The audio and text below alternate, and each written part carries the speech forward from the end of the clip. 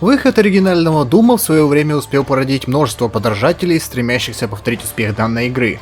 Правда, чтобы привлечь больше юных игроков к своему продукту и не впасть в полное копирование, каждый из них старался чем-то отличиться. Например, харизматичным главным героем, сеттингом или механиками, которые на то время вряд ли где-то можно было встретить. Благодаря чему игровая индустрия получила множество занимательных шутеров, таких как Duke Nukem, Blood или Shadow Warrior. Однако со временем многие такие игры не дожили до наших дней, и о них вспоминают только троллтфаги и любители ретро-гейминга, со скупыми и не очень слезами на глазах. А те, что все-таки смогли дожить, получили конченые продолжения, о которых даже стыдно говорить. Каким же надо быть уебком, чтобы подбирать свежее говно? Тьфу, блядь, мерзость! Выкинуть немедленно! Нахуй я это делаю? Да, Duke Nukem в этом плане больше всего не повезло. А вот кому повезло и даже неожиданно, так это Shadow Warrior. Ибо он спустя 16 лет после своего выхода получил хорошее переосмысление в виде ремейка, благодаря польской студии Flying Wild Hog под предводительством издателя Devolver Digital. Хотя сама по себе игра являлась узкоглазым клоном того же Дюка, отличающимся от него основным оружием, историей и сеттингом. Но это на самом деле не так уж и важно, поскольку сам ремейк Shadow Warrior получился настолько хорошим и уникальным, что я смело его могу назвать геймплейным прародителем Дума 2016. Конечно, не прямым это уж точно, ибо в Shadow Warrior геймплей имел немного другой уклон, чем в новом Думе, но по складывающимся у меня ощущениям, ID Software все-таки смогли позаимствовать у них пару фишек и геймплейных механик. Чтобы вы понимали, попробовал я Shadow Warrior после того, как вышел Doom 2016, и тогда у меня складывалось мнение, что это неплохая такая копирка с Дума. Однако, когда я узнал год выхода игры, а именно то, что игра вышла в 2013 году, раньше 16-го Дума на целых 3 года, у меня немного разорвало шаблон, и мое мировоззрение просто-напросто перевернулось. Ибо в то время из каждого сраного утюга тогда раздавалась мысль, что новый Doom являлся чуть ли не революцией в жанре аркадных шутеров, разделившей его на до и после. Но по факту революции никакой не произошло, так же как и появление новой хитро выебанной формулы геймплея, выверенной из старых механик. Ибо что-то подобное уже было, но зачем-то об этом все говорили. Однако, конечно, не стоит обесценивать вклад 4-го Дума, поскольку его влияние на разработчиков до сих пор ощущается. Так же, как и от его продолжения в виде Doom Eternal, с которого, кстати, уже именно поляки практически полностью скрипипастили часть геймплейных механик, выкатив Shadow Warrior 3. В общем, круговорот заимствования в природе, о котором можно поговорить в следующий раз. А сейчас бы я все-таки хотел прикоснуться к той игре, которая дала мне в свое время глоток свежего воздуха среди однообразных шутеров, и показала, что ни один 4-й Doom, которому многие пели оды, уникален в своем роде.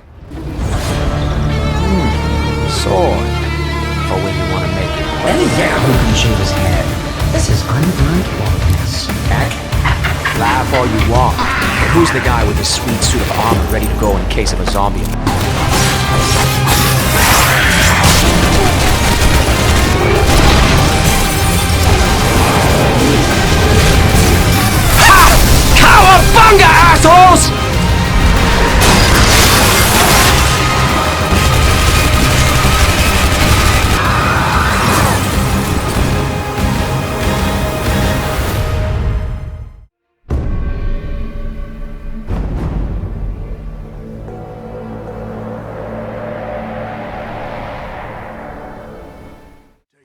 Обычная история в аркадном шутере является просто дополнением, чтобы ввести в курс дела игрока, для чего он здесь и что ему нужно делать. Но в Shadow Warrior он был интересным и даже интригующим. Хотя, конечно, тут больше приковывает к себе внимание не главная сюжетная линия, завязанная на копошении высших демонов и Зилы, пытающихся друг друга наебать, при этом совместно ищущих магическую катану, заключающую в себе огромную силу, способную решить их проблемы. А взаимоотношения Бибы и Бобы?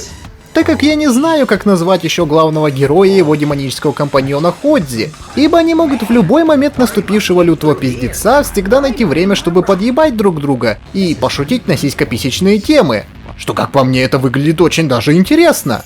Но при этом их отношения на этом не заканчиваются, так как они со временем начинают прогрессировать.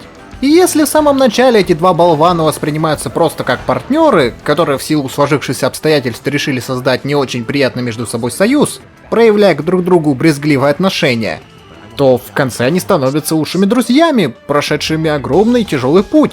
И знаете, в данную дружбу можно даже и поверить. Особенно благодаря концовке, от которой в первом прохождении я разрыдался как сучка.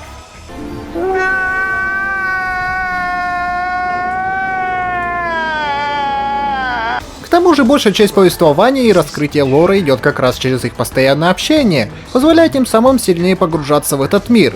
Хотя игра, конечно, не лишена катсцен или комиксных ставок, но, как по мне, разговор шуткующих двух друзей выглядит куда интереснее, чем красивые картинки.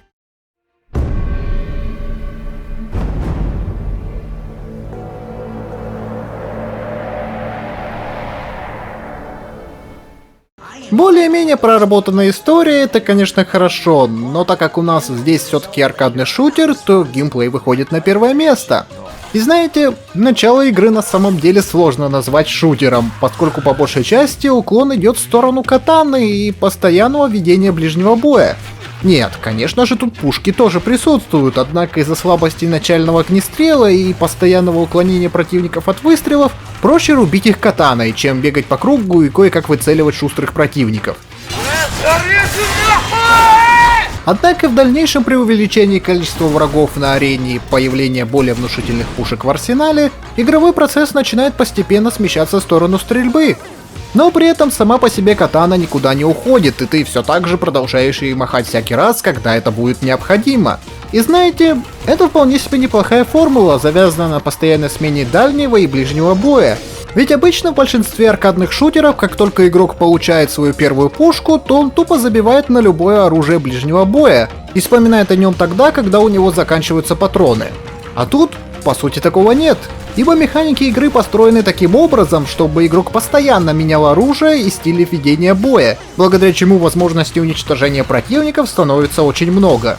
Притом игроку разработчики отсыпали ворох огромного инструментария в виде разнообразного арсенала, который состоит из катаны с сюрикенами, револьвера, УЗИ, арбалета, уродливой двухстволки, огнемета и ракетницы, которые вдобавок можно улучшать, открывая по заветам пейнкиллера альтернативный огонь, повышая таким образом убойность арсенала в 2 раза.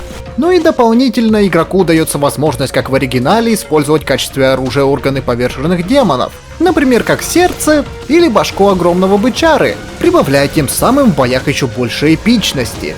Но на этом возможности у игрока не заканчиваются, ибо не только можно улучшать оружие в магазине, покупая за найденные шекели детали и патроны на предпочтимые вами пушки. Также здесь можно прокачивать и самого героя, развивая его физические показатели по типу большего здоровья, ловкости и открытия нескольких мощных ударов катаной, как смертельный протыкающий выпад, раскрутка косплеящая Джиггернаута и рассекающий воздух удар, способный достать дальнюю цель. И все это за счет кармы, выбиваемой из врагов, и кровавой похлебки. Еще Ло Вэнг имеет при себе и магические способности, которые получает с помощью кристаллов Ки, нанося на свое тело, как в третьем Far Cry, татуировки, дающие ему возможность себя отхилить, создать щит, отбросить противника в сторону или подвесить его в воздух как пиньяту, нашпиговывая большим количеством свинца. В общем, такое ассорти возможностей подкрепляется еще достаточно динамичным темпом, благодаря бегу и рывкам.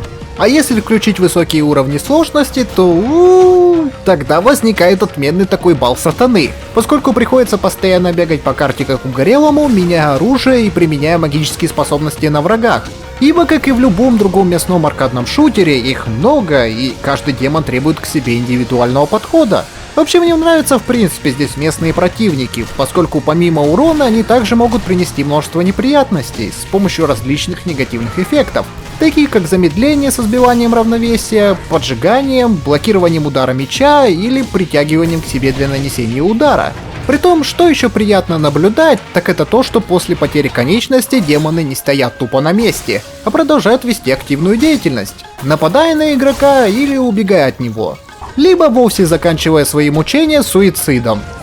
В общем, противники живые и с ними приятно сражаться, в отличие от боссов, которые здесь никакущие, ибо от них ты не встретишь какого-либо челленджа или головоломки, которую нужно разгадать, чтобы победить. Нет. У большей части боссов, которые все к тому же страдают гигантизмом, есть подсвеченные места, куда конкретно нужно стрелять.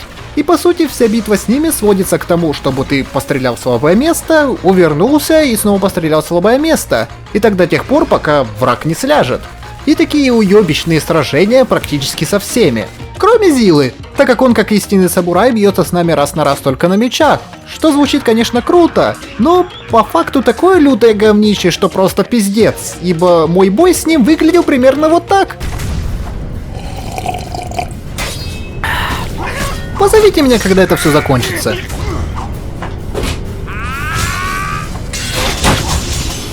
Помимо убогих боссов, в игре также присутствуют моменты, сильно сбивающие общий игровой темп, в виде пулеметных стоек, которые уже в 2013 году особо нигде не использовались. Ибо это выглядело тупо, не говоря о том, что таким образом во многих играх разработчики растягивали игровой процесс, чтобы игрок посидел подольше. Хотя куда еще дольше непонятно, так как сама по себе игра ощущается немного подзатянутой, особенно когда ты ее проходишь на скорость в одно рыло.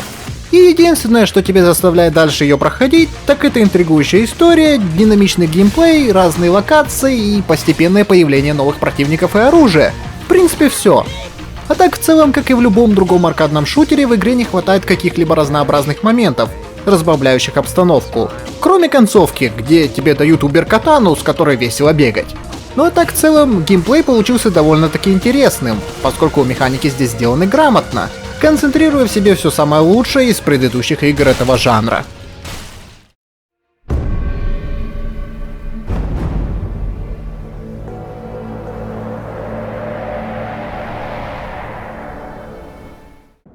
В принципе, если говорить о графике в целом, то она просто нормальная. Не сказал бы, что прям плохая, но и не хорошая. В общем, нормальная.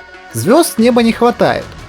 Все-таки здесь имеются местами низкополигональные текстуры, мыльцо и даже пиксели. Но так, если, конечно, не ходить с лупой и не рассматривать каждую текстуру, то картинка выглядит достаточно достойно. Особенно если посмотреть на местные пейзажи, которые можно поставить на рабочий стол. И вся эта прелесть может спокойно пойти практически на любом ведре. По крайней мере, мой слабый ноутбук смог ее потянуть без всяких нареканий, что, как по мне, является, несомненно, огромным плюсом.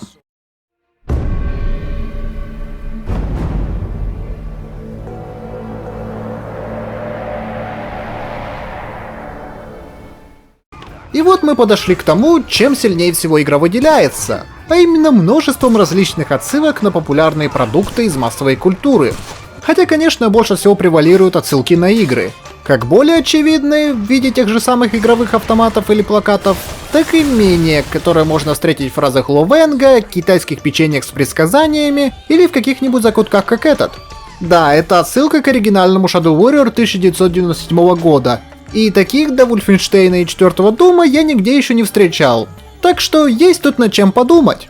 Короче, игра просто кричит о том, что она полна отсылок, которыми можно до бесконечности обмазываться. С одной стороны, это здорово, поскольку приятно замечать такие вещи, но с другой, от такого изобилия немного портится радость от находки, которая обычно в остальных играх скрыта от посторонних глаз. Однако таким криком разработчики также оставляют дань уважения оригинальной игре, поскольку та тоже пестрила различными отсылками на популярные вещи тех лет. Ну и еще благодаря этому создается вполне себе задорная и юморная атмосфера среди устроенного демонами кровавого апокалипсиса, воцарившего на Земле. Ведь в каком аду вы еще сможете увидеть сразу несколько отсылок? На Сириуса Сэма, Hotline Miami, Hard Reset, оригинальный Shadow Warrior, Duke Nukem, Half-Life, Злых птичек и многих других игр, приправленных сиськописечным юмором. Вот именно, нигде, кроме Shadow Warrior.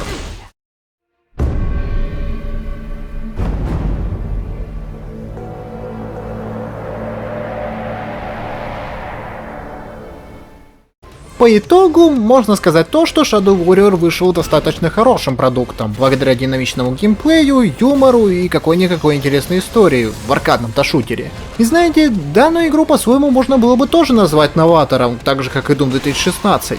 Поскольку видно, что игра в себе имеет совокупность множества переосмысленных элементов из различных игр этого жанра, динамику и постоянный драйв из Пейнкиллера, огромность арен с различными слабостями противников из Сириуса Сэма, юмора и болтливости главного героя из Дюка Нюкема и катаны из оригинальной игры. И из всей этой совокупности, которую здесь я вижу, получается такой же неплохой концентрат, который вроде всем и знаком, но в то же самое время ощущается совсем иначе, по-новому.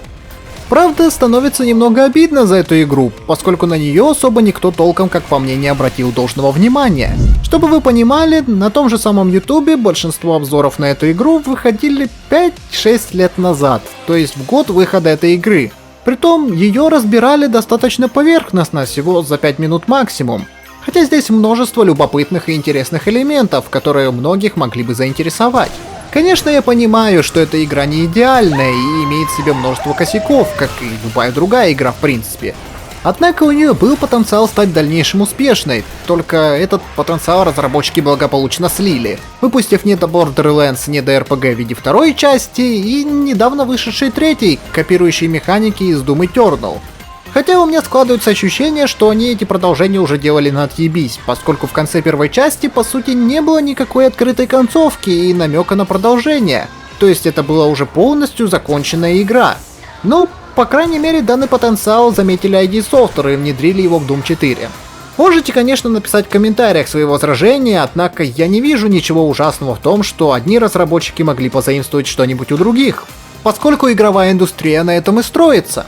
Возможно, вы посчитаете по моей риторике, что я хейчу 4-й Doom, но на самом деле нет. Я ничего не имею против этой игры, ибо она мне самому понравилась.